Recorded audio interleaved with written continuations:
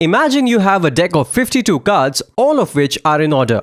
Every time you shuffle those cards, you'll likely end up in a different order. However, if you were to shuffle the cards enough number of times, you would end up having the same order that you started with. That's because you only have a finite number of cards, and thus a finite number of possible orders. If you could shuffle infinite number of cards for an infinite number of times, you would obviously have infinite number of combinations.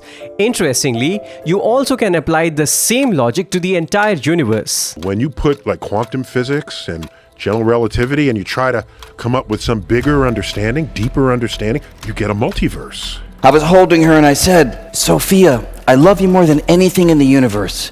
And she turned to me and said, "Daddy, universe or multiverse?" Now, I realized that Einstein gave us this idea that the universe is a soap bubble of some sort. We live on the skin of this bubble. The bubble is expanding. That's one of the greatest experimental achievements of the last century.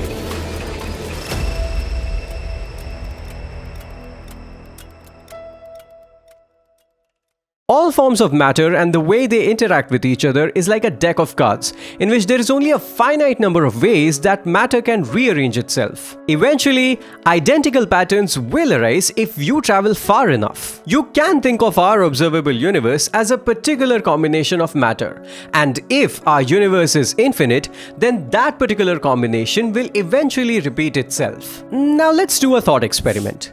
If you were to hop into a spaceship and travel far enough, assuming that the universe is infinite, you would eventually reach a point in space which appears identical to our region of the universe. You could come across another solar system that contains the parallel version of the Earth, one that is indistinguishable from your original home. You could even potentially bump into another you. I know this is incredibly exciting. Although it is all still part of the same universe, you could think of this concept like a multiverse, wherein the universe contains infinite number of smaller bubble universes. This concept is known as the Quilted Multiverse theory, in which the universe is considered to be a quilt, and each square is its own bubble universe. For now, we don't have any substantial evidence implying whether the universe is finite or not. You know what?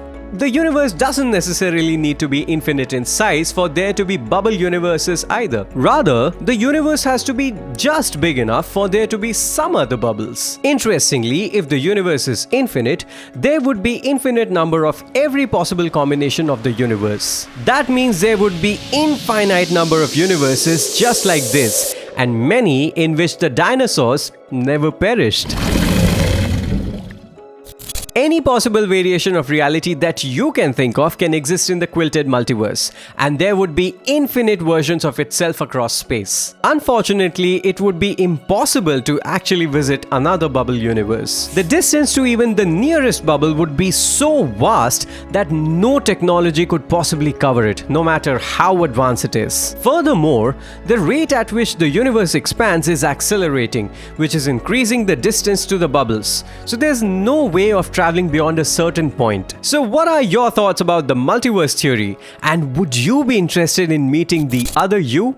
Let us know in the comments. Make sure you subscribe to the World of Science. Until next time, stay scientific.